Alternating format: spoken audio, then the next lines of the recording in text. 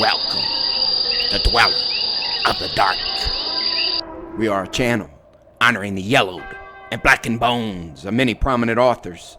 We will be digging up several obscure, strange, and forgotten authors who influenced many of the great horror, science fiction, and fantasy writers today. Comment below if you like. If you have authors that you'd like to see recognized, list them in the comments or contact our author page. Subscribe for more tales of the horrifying, obscure, strange, and forgotten. We'll have quite a collection climbing out of the tombs. If you like any of our tales, comment, ring the bell, and crush the like button below. Unknown horror masters, as promised, we will be narrating many of your submitted creations. Continue to send fresh blood for our ravenous appetite. Check out our other stories and our websites: Rumble, BitChute, YouTube, Dweller of the Dark. Official website, dwellerofthedark.com. You can find us on Facebook at Jeffrey LeBlanc, Horror Writer. Our books are on Kindle and Amazon. Follow, support us on Twitter, Instagram, Patreon, Bandcamp. Dweller of the Dark. Children of horror. Beautiful. Tranquil. Deadly. The swamp is all of these and so much more. Raised in the Atchafalaya Backwater Basin, I learned to love the swaying of giant flowers, listen to the serenity of singing birds, and stand in awe of ancient, whispering cypress. I also learned to fear the deadly cottonmouth, or alligator, lurking within those same black waters. I raged against clouds of mosquitos and walked in caution for dangerous bobcat, coyote, or mountain lion, which may or may not have been behind the next tree. Have I ever encountered a lunatic like tonight's Randolph Carter in a swamp? The answer is yes. Was he family, friend, or foe? Again, the answer is yes. And I'll add tracking and wrestling a lunatic. Father with a gun in a swamp was certainly a lasting terror-filled moment. But that's a story, possibly for another time. A tentacled, dark god rises for the apocalypse from the sea. A doctor uses alchemy and sorcery to reanimate the dead. And a lunatic is found crawling out of a swamp as we again howl at a leprous moon with Howard Phillips Lovecraft. Tonight, we present H.P. Lovecraft's tragic The Statement of Randolph Carter. This short story was written in December of 1919 and published in May 1920 for The Vagrant. Our tale focuses on a cult student, Randolph Carter, and the expedition with his friend, Harley Warren, into a swampland. They are looking for a graveyard with a powerful secret. Can Randolph Carter explain what happened to Harley Warren in Big Cypress Swamp? Or will the investigators be left holding the line? The Statement of Randolph Carter by H.P. Lovecraft. I repeat to you, gentlemen, that your inquisition is fruitless. Detain me here forever if you will.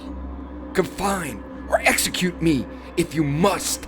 Have a victim to propitiate the illusion you call justice. But I can say no more than I have said already. Everything that I can remember, I have told you with perfect candor. Nothing has been distorted or conceited. And if anything remains vague, it is only because of the dark cloud which has come over my mind. That cloud and the nebulous nature of the horrors which brought it upon me. Again I say, I do not know what has become of Harley Warren, though I think, almost hope, he is in peaceful oblivion, if there be anywhere so blessed a thing. It is true that I have for 5 years been his closest friend, and a partial sharer of his terrible researches into the unknown. I will not deny, though my memory is uncertain and indistinct, that this witness of yours may have seen us together, as he says, on the Gainesville Pike, walking toward Big Cypress Swamp at 11:30 on that awful night. That we bore electric lanterns, spades, and a curious coil of wire with attached instruments. I will even affirm, for these things all played a part in the single hideous scene which remains burned into my shaken recollection. But of what followed, and of the reason I was found alone and dazed on the edge of the swamp next morning, I must insist that I know nothing save what I have told you over and over again. You say to me that there is nothing in the swamp or near it which could form the setting of that frightful episode. I reply that I knew nothing beyond what I saw. Vision or nightmare, it may have been. Vision or nightmare, I fervently hope it was. Yet it is all that my mind retains of what took place in those shocking hours after we left the sight of men, and why Harley Warren did not return. He, or his shade, or some nameless thing I cannot describe, alone can tell. As I have said before, the weird studies of Harley Warren were well known to me, and to some extent shared by me. Of his vast collection of strange, rare books on forbidden subjects, I have read all that are written in the languages of which I am master. But these are few as compared with those in languages I cannot understand. Most, I believe, are in Arabic, and the fiend-inspired book which brought on the end, the book which he carried in his pocket, out of the world, was written in characters whose like I never saw elsewhere. Warren would never tell me just what was in that book. As to the nature of our studies, must I say again that I no longer retain full comprehension? It seems to me rather merciful that I do not, for they were terrible studies, which I pursued more through reluctant fascination than through actual inclination. Warren always dominated me, and sometimes I feared him. I remember how I shuddered at his facial expression on the night before the awful happening, when he talked so incessantly of his theory, why certain corpses never decay, but rest firm and fat in their tombs for 1,000 years. But I do not fear him now, for I suspect that he has known horrors beyond my ken. Now I fear for him. Once more, I say that I have no clear idea of our object on that night. Certainly, it had much to do with something in the book which Warren carried with him, that ancient book in undecipherable characters, which had come to him from India a month before. But I swear I do not know what it was that we expected to find. Your witness says he saw us at 11:30 on the Gainesville Pike, headed for Big Cypress Swamp. This is probably true, but I have no distinct memory of it. The picture seared into my soul is of one scene only, and the hour must have been long after midnight, for a waning crescent moon was high in the vaporous heavens. The place was an ancient cemetery, so ancient that I trembled at the manifold signs of immemorial years. It was in a deep, damp hollow, overgrown with rank grass, moss, and curious creeping weeds, and filled with a vague stench which my idle fancy associated absurdly with rotting stone. On every hand were the signs of neglect and decrepitude, and I seemed haunted by the notion that Warren and I were the first living creatures to invade a lethal silence of centuries. Over the valley's rim, a waning crescent moon peered through the noisome vapors that seemed to emanate from unheard of catacombs, and by its feeble, wavering beams, I could distinguish a repellent array of antique slabs, urns, cenotaphs, and mausoleum facades, all crumbling, moss-grown, and moisture-stained, and partly concealed by the gross luxuriance of the unhealthy vegetation.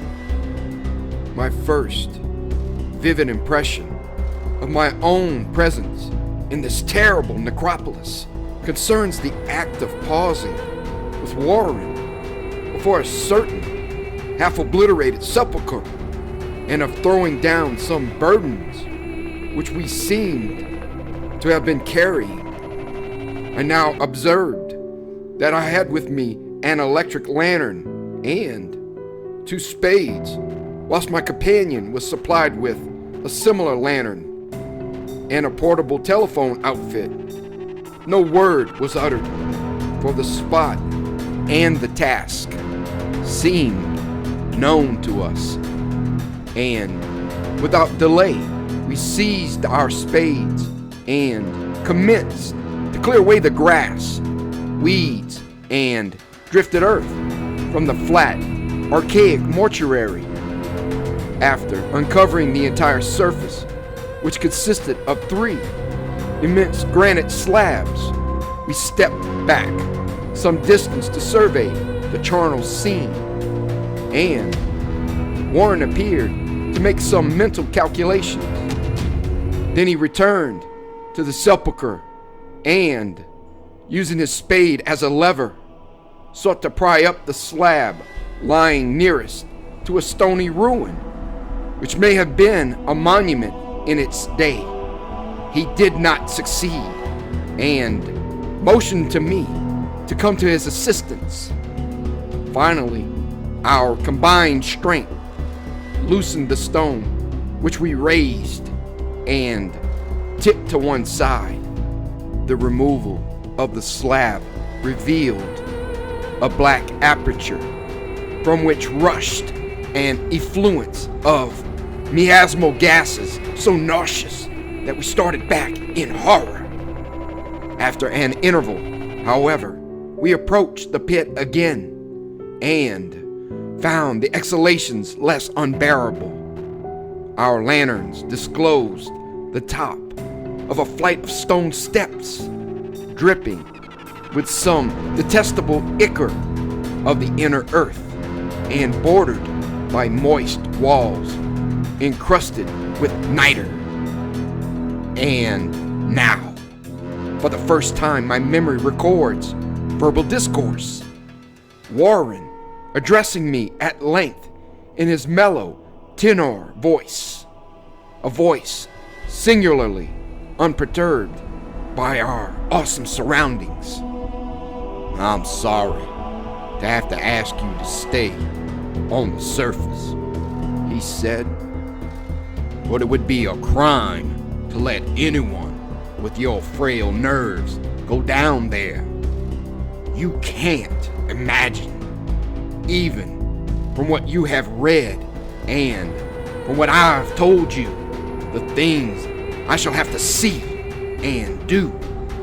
It's fiendish work, Carter, and I doubt if any man without ironclad sensibilities could ever see it through and come up alive and sane. I don't wish to offend you, and heaven knows I'd be glad enough to have you with me, but the responsibility is in a certain sense mine, and I couldn't drag a bundle of nerves like you down to probable death or madness.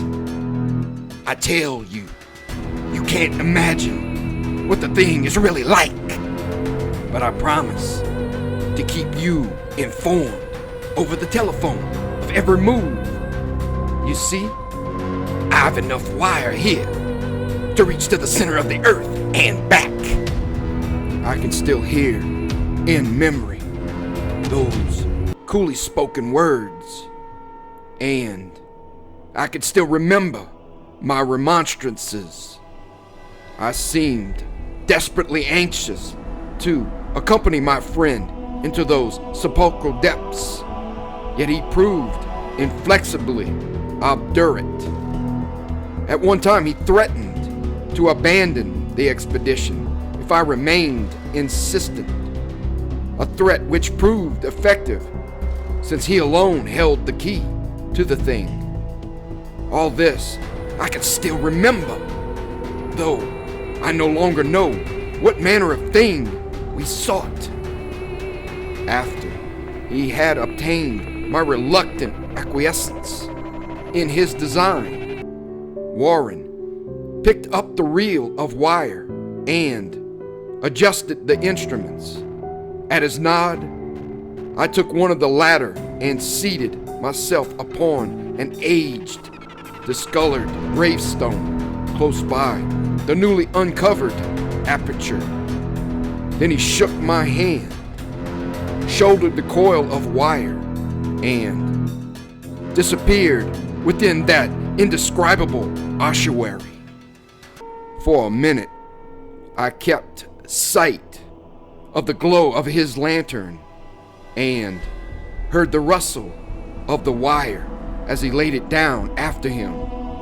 But the glow soon disappeared abruptly, as if a turn in the stone staircase had been encountered, and the sound died away almost as quickly. I was alone, yet bound to the unknown depths by those magic strands whose insulated surface lay green beneath the struggling beams of that waning crescent moon. I constantly consulted my watch by the light of my electric lantern and listened with feverish anxiety at the receiver of the telephone. But for more than a quarter of an hour, heard nothing. Then a faint clicking came from the instrument, and I called down to my friend in a tense voice. Apprehensive as I was nevertheless unprepared for the words which came up from that uncanny vault in accents more alarmed and quivering than any I had heard before from Harley Warren. He who had so calmly left me a little while previously now called from below in a shaky whisper, more portentous than the loudest shriek.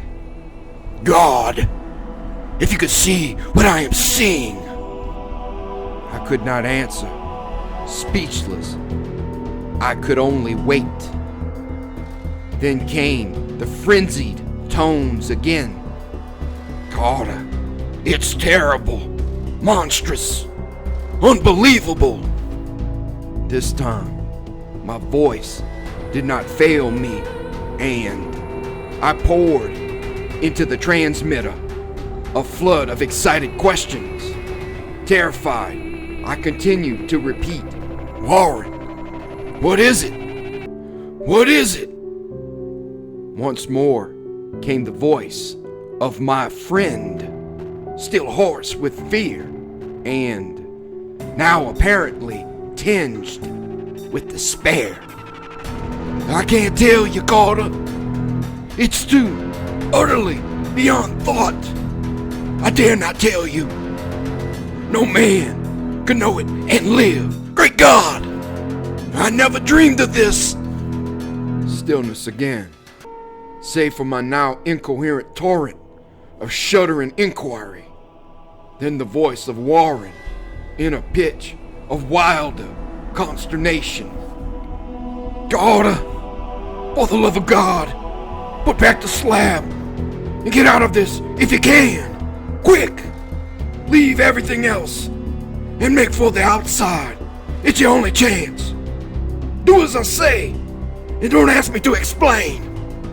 I heard, yet was able only to repeat my frantic questions. Around me were the tombs, and the darkness, and the shadows below me. Some peril beyond the radius of the human imagination. But my friend was in greater danger than I, and through my fear I felt a vague resentment that he should deem me capable of deserting him under such circumstances. More clicking, and after a pause, a piteous cry from Warren. "Beat it! For God's sake, put back the slab and beat it, Carter!" Something in the boyish slang of my evidently stricken companion unleashed my faculties. I formed and shouted a resolution. "Warren, brace up! I'm coming down!" But at this offer, the tone of my auditor changed to a scream of utter despair. "Don't! You can't understand! It's too late, and my own fault. Put back the slab and run. There's nothing else you or anyone can do now." The tone changed again, this time acquiring a softer quality, as of hopeless resignation. Yet it remained tense through anxiety for me. "Quick, before it's too late." I tried not to heed him, tried to break through the paralysis which held me, and to fulfill my vow to rush down to his aid. But his next whisper found me still held inert in the chains of stark horror. "Carter, hurry! It's no use. You must go. Better one than two. The slab." A pause, more clicking than the faint voice of Warren. "Nearly over now. Don't make it harder. Cover up those damned steps and run for your life. You're losing time. So long, Carter. Won't see you again." Here, Warren's whisper swelled into a cry that gradually rose to a shriek fraught with all the horror of the ages. "Curse these hellish things! Legions, my God! Beat it! Beat it! Beat it!" After that was silence. I know not how many interminable eons I sat stupefied, whispering, muttering, calling, screaming into that telephone over and over again, through those eons I whispered and muttered, called, shouted, and screamed, Warren, Warren, answer me! Are you there? And then there came to me the crowning horror of all, the unbelievable, unthinkable, almost unmentionable thing. I have said that eons seemed to elapse after Warren shrieked forth his last despairing warning, and that only my own cries now broke the hideous silence. But after a while, there was a further clicking in the receiver, and I strained my ears to listen. Again, I called down, Warren, are you there? And in answer heard the thing which has brought this cloud over my mind. I do not try, gentlemen, to account for that thing, that voice, nor can I venture to describe it in detail, since the first words took away my consciousness and created a mental blank which reaches to the time of my awakening in the hospital. Shall I say that the voice was deep, hollow, gelatinous, remote, unearthly, inhuman, disembodied? What shall I say? It was the end of my experience and is the end of my story. I heard it and knew no more. Heard it as I sat petrified in that unknown cemetery in the hollow, amidst the crumbling stones and the falling tombs, the rank vegetation and the miasmal vapors. Heard it well up from the innermost depths of that damnable open sepulcher as I watched amorphous, necrophagous shadows dance beneath an accursed waning moon. And this is what it said. You fool! Warren is dead! Thank you for listening. Have a great night.